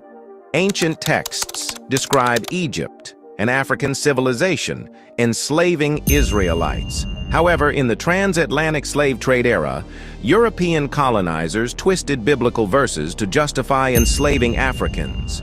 Scriptures like, "Servants, obey your masters," were misused, stripping them from their historical and cultural context. But here's the deeper question. Why wasn't the Bible's condemnation of cruelty and injustice equally highlighted? Was the truth manipulated to serve an agenda? The Bible's history with slavery is complex and controversial. What do you think? Was it misinterpreted or deliberately misused? Was Jesus actually black? The evidence might shock you. Let's look at the facts. Jesus was born in the Middle East, in a region connected to Africa and populated by people of color. Revelation describes his hair as wool-like and his feet as bronze, burned in a furnace. These are clear descriptions of darker skin, and afro-textured hair. Even ancient depictions from early Christianity in Ethiopia and Egypt portrayed Jesus with dark skin. So, why has Western art consistently shown him as white? Could this be a deliberate erasure of his true identity? The real question isn't just what Jesus looked like, but why his image has been whitewashed for centuries. What do you think? Some of the Bible's most important figures were African, and they never told you this. Did you know Moses married a Kushite woman? Kush was an ancient African kingdom, modern-day Sudan and Ethiopia. When people mocked her for being African, God himself stepped in to defend her. And what about Zephaniah? This prophet's lineage directly traces back to Kush, meaning he was of African descent too. Let's not forget Simon of Cyrene, the man who helped Jesus carry the cross. Cyrene was in North Africa, in modern-day Libya. But here's the question. Why don't we hear about Africa's pivotal role in the Bible? Is it being ignored on purpose? And how much of biblical history has been hidden or rewritten to downplay Africa's influence? Incredible but true. Queen Nzinga of Ndongo and Matamba once disguised herself to trick Portuguese colonizers. In 1624, she sat confidently on a servant's back during negotiations after officials denied her a chair, forcing them to respect her equally. Nzinga's story is one of fierce resistance and unbeatable diplomacy, leading battles and forging alliances to protect her people. Her legacy, an enduring symbol of timeless leadership. Most have never even heard of her. Queen Nzinga's extraordinary tactics prove that powerful leadership can shatter expectations and change history. Imagine what more African history holds. Africans are the ones who discovered America long before Columbus, and we have proof. Massive stone heads with African features stand tall in Mexico, carved by the Olmec civilization over 3,000 years ago. King Abubakar II of Mali launched an epic fleet of 2,000 ships across the Atlantic in the 1300s, and the evidence is everywhere. African architectural techniques in ancient American buildings, West African cotton found in Mexican sites. Even identical religious symbols appear on both continents. Our history books lied to us. The real story is African sailors were the first to map the American shores, establishing trade routes that shaped both continents forever. African kingdoms weren't just victims of slavery, they were masterminds behind it. Dahomey warriors captured and sold over 2 million of their own people into slavery. Most history books won't tell you this brutal truth. The Dahomey kingdom wasn't just another African nation. It was the Amazon warrior kingdom that built an empire through selling humans. Their elite female soldiers would raid villages at night, capturing men, women, and children. The kingdom's economy depended on trading slaves to Europeans. They even had annual ceremonies where they sacrificed hundreds of captives. Centuries later, their descendants still grapple with this dark legacy. Makes you wonder how different African history could have been without this kingdom's role in the slave trade. This queen executed every man she married and built an empire that made Islamic leaders tremble. At just 16, Amina seized the throne of Zarzau, shattering every religious rule about female leadership. Trained in warfare since childhood, she personally led armies into battle, conquering 34 cities across West Africa. Her signature move? Forcing defeated kings to marry her, then executing them the next morning. She revolutionized metallurgy, established new trade routes, and built massive fortifications that still stand today. Despite religious scholars trying to erase her story, Queen Amina's 34-year reign as Africa's fiercest warrior queen remains legendary. Everything you know about ancient Egypt's rulers is wrong. Scientists found DNA proof. The pharaohs weren't white or European like Hollywood shows. They had dark skin, African features, and strong genetic links to sub-Saharan Africa. Ancient Egyptian art tells the real story. Their paintings and sculptures show rulers with brown skin and curly hair. Even Cleopatra, famously played by Elizabeth Taylor, likely had African ancestry. This isn't just about movies getting it wrong. It's about erasing thousands of years of African achievement. Ancient Egypt built pyramids, invented writing systems, and mastered astronomy while Europe was still in the Stone Age. Next time you watch a movie about Egypt, remember, yes, you're watching African history, not European fantasy. Imagine turning the Bible into a battle plan. Stealing military tactics from the Bible made Emperor Menelik II unstoppable. At the Battle of Adwa in 1896, this Ethiopian ruler took the Book of Samuel's strategy against the Philistines and used it against Italian colonizers. His army split into 3 divisions, just like King David's ancient formations. He positioned troops on high ground at night, letting them descend like biblical warriors at dawn. The Italians never saw it coming. Over 7,000 Italian troops were defeated that day, and Ethiopia became the only African nation to resist European colonization successfully. Sometimes, the best battle plans aren't in military textbooks but hidden in sacred texts. She burned her own city to ashes just to save her kingdom. Queen Yaa Asante made the ultimate sacrifice when British forces came for the Ashanti's sacred golden stool.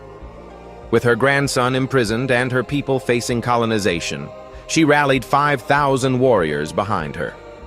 Leading them into battle herself, she fought the British Empire for months. Rather than surrender their capital, she ordered it burned to the ground.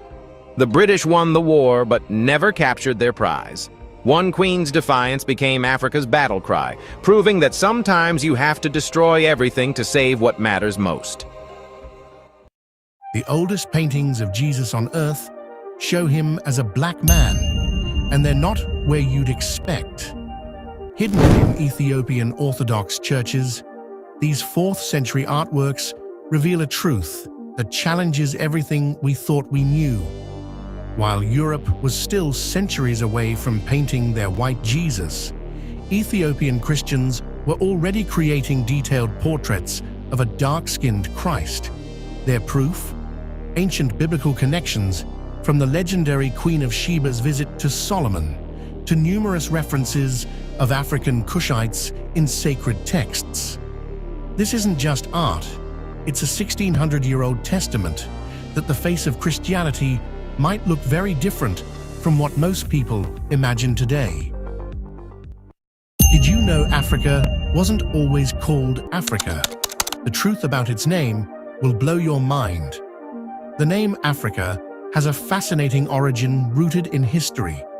Ancient Egyptians referred to the continent as Al-Kabulan, meaning Mother of Mankind, or Garden of Eden. This name highlights its role as the cradle of humanity. But when the Romans conquered North Africa, they named the region Afri after a Berber tribe living near modern-day Tunisia. Over time, this evolved into Africa. Another theory suggests the name comes from the Greek word Afriki, meaning land without cold. While the Romans popularized the term, the legacy of names like Al-Kibulan reminds us of Africa's deep pre-colonial heritage. So, was Africa named by conquerors, or does its true name lie in its ancient roots? Share your thoughts below and keep the story alive. Your history teacher never told you about the African prince who infiltrated Queen Victoria's court. 7-year-old Prince Alamayu walked straight into the British palace after they murdered his father, Ethiopia's king. While the queen thought she was raising a grateful orphan, this child genius was memorizing military secrets, studying combat tactics, and plotting the perfect revenge. He smiled at dinner parties while planning their downfall. 11 years of perfect deception until his sudden death at 18. Some say he was poisoned when they discovered his true plan. African warlords created the first bulletproof armor centuries before Europeans. The Mandinka warriors of Mali designed iron-plated vests that could stop musket fire, shocking Portuguese invaders in 1530. Their secret weapon? A metal forging technique so advanced we still can't replicate it today. Even wilder, they engineered horse armor that could deflect cannon shots. The most savage part? They would execute any blacksmith who tried sharing these secrets with outsiders. Their tech was so superior, European armies actually started copying their designs. But when colonizers couldn't match their skill, they just burned every forge they could find. Savage Queen Nzinga made her male suitors literally fight to the death in an arena before she'd even consider them for marriage. She watched from her throne as warriors battled, knowing only the victor would survive. But here's the wild part. After they won, she'd have them executed anyway. She believed no man was worthy of ruling beside her. This 17th century African queen kept her throne for 40 years through ruthless power moves and became one of history's most feared rulers. She wasn't just playing games, she was eliminating every man who could challenge her authority. Queen Nzinga had sex with men, then had them executed before dawn. And that was just her warm-up.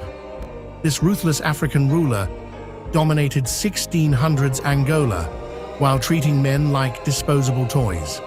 But killing her lovers got boring, so she invented something truly sinister. She created savage death matches where men butchered each other for a shot at becoming her king. Picture this, hundreds of warriors entering her arena, knowing they'd either die fighting or win, just to face her final judgment. The champion, drenched in their rival's blood, usually got one last surprise, a death sentence. From her silk sheets to her combat arena, Queen Nzinga turned romance into a death trap that no man ever escaped. This African slave became a samurai, and history is hiding him from you. Yasuke wasn't just extraordinary. This 6'2" warrior had Japanese people destroying entire buildings just to catch a glimpse of him. They'd never seen a black person before and actually tried washing his skin off, thinking it was ink. While everyone stared in disbelief, Yasuke transformed himself. He mastered Japanese within months, became lethal with a sword, and caught the attention of Japan's most powerful warlord, Nobunaga. The warlord recognized his exceptional talent. He named him the first foreign samurai and granted him his own castle, from slave chains to commanding armies. This is the most incredible transformation that history books refuse to acknowledge. Brutal African queen Amanirenas terrified the Roman Empire by collecting enemy heads as trophies. When Romans invaded her Kushite kingdom in 24 BC, she didn't just fight back. She gouged out every statue of Emperor Augustus in her territory and buried the bronze head under her temple steps to forever walk on him. She led armies into battle with one eye after losing the other in combat and forced Rome to sign the only peace treaty with a black kingdom in history. Even Augustus had to respect her savagery. Queen Nzinga never lost a battle because she played the ultimate mind game. When Portuguese officials refused her a chair, making her sit on the floor like a servant, she ordered her slave to become her human throne. She maintained eye level with her enemies while demonstrating her power. This boss move led to her controlling the entire African slave trade. She built an army of former slaves, fought 3 European powers simultaneously, and ruled for 40 years. At age 80, she still personally led troops into battle.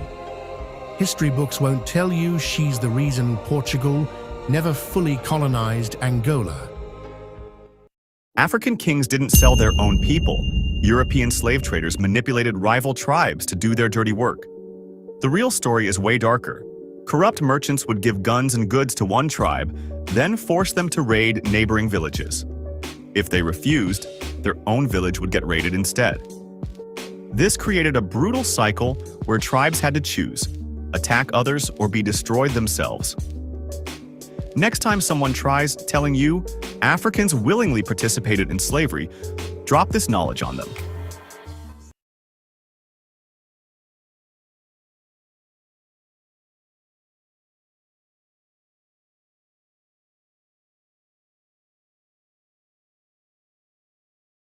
Welcome to the second part of our interview with Dr. Ivan Van Sertima, anthropologist and historian and author of They Came Before Columbus.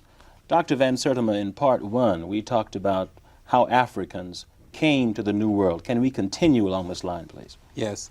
I was speaking about the type of currents that take Africans into the New World. Now, I lived in South America. I was born in South America on the edge of the Atlantic Ocean. And every year, in fact, I realized that when I was a boy of 10, that the many things would come in on the currents along the Atlantic. And some of the things that I found came from Africa. Scientists have found, botanists have found, for example, that the bottle gourd, which is African, can float by itself to America. Bottle gourd? The bottle gourd, yes. It's known in botany as Laginarius caesarea. Now, several things come out of Africa, not just men and ships. So that a man, once you enter that current, once you enter one of those currents, you automatically come to America. In fact, that is the way South America was rediscovered by Europeans. Alvarez Cabral, the Portuguese explorer, was going along Africa. Winds came up and blew his ships to South America. It is so close, really. So that this was a kind of journey that it could have been made thousands of years ago. There is no difficulty about the journey. The reason why people thought it was impossible is because it involved Africans. And since Africans were thought to be the lowest human being, nobody could think they had the capacities or the abilities. That is the reason why I am not only concerned with establishing this kind of contact and this kind of influence on American civilization, but showing what were the true potentials of Africans before the conquest. Now, not only do you have these currents, but you have evidence of boats. You have boats that take you. The Africans had been developing boats in the Niger. They'd been developing boats on the Mediterranean. Now, people have asked, why should they move out of the Mediterranean? But if you study the period in which these heads are found, in which the African presence is found for the first time in America, you will find there was a war on. Asia was moving down. You see this ship, for example, here. This ship was used before Christ. When was this particular ship built? This was built in 1969 by Africans who crossed from North Africa at the port of Safi, a North African port, and went right across the Atlantic, moving more than 2,000 miles until they reached the edge of Barbados. Now, this is something that scientists said was impossible. It would get waterlogged, it would sink. And they took the papyrus reed and they put it in a laboratory tank and it sank. And Heyerdahl said, nonsense. The Queen Mary is made of iron, and if I took a piece of the Queen Mary and put it in a laboratory tank, it would also sink. This ship is made of what now? This is made of papyrus reed. Oh, exactly what it has that? No nails or anything. It's a long sort of fibrous kind of thing. That comes from what? It comes from papyrus. Okay. That is the thing in itself. Okay. It grows like that. Okay, that's what I'm getting to. And okay. After this, the Egyptians built many marvelous ships. They even affected Phoenician shipping. And the Phoenicians, who I spoke of the last time, many of them became black and mixed with blacks because they moved into the black world. They became friends of the blacks, etc. In fact, a Phoenician king was executed by the Syrians, who were Asiatics, because of his conspiracy with the black kings. Now, bear in mind, these terms are difficult to remember for some people, but it's important to see the picture of the period. That the Assyrians started to move down the Asiatics, who were led by the great power, the Assyrians, not to be confused with the modern Syrians. The Assyrians moved down and started to attack various people. They attacked the Jews. The blacks came and saved the Jews. It's recorded even in the Bible that 700 BC, Taharka, the Ethiopian king, it's mentioned in in a chapter and verse in Kings in the Bible, where the Ethiopian king Taharka came and saved the Jews under Hezekiah when the Assyrian Sennacherib was attacking.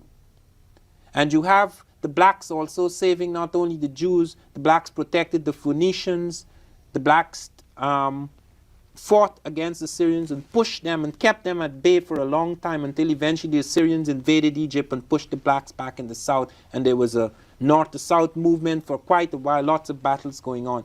But because of this war, a lot of shipping traffic would push west down the Mediterranean towards the North Atlantic, and because the Phoenicians and blacks had something going called Carthadas, later to be called Carthage, in the North Atlantic, they began moving their ships down, getting metals which were so critical in the war. They were getting these things, copper and to make bronze, copper, and tin, and they have evidence of Phoenician ships in the North Atlantic as early as this period. So an accident could have occurred. The ships did not intend to come to America, but they were well equipped to go on other journeys in the North Atlantic. An accident occurred that drove them into mid-Atlantic, and then they moved along those currents into the Gulf of Mexico. We have a lot of other areas to cover, but what are some of the other evidences of African contact with America that you draw from inferences? Well, influences, the influence of Africans. Inferences? Yes. Okay. You have, for example, they have found an American cotton.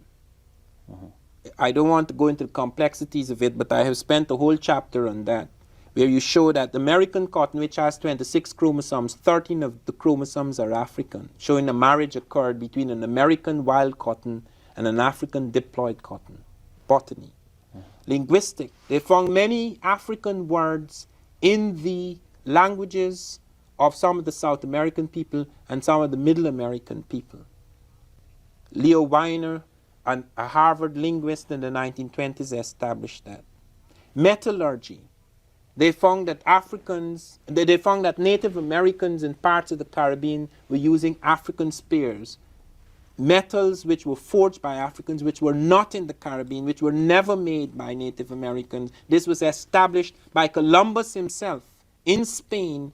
The assayers showed that these were African spears. The mixture of alloys were African.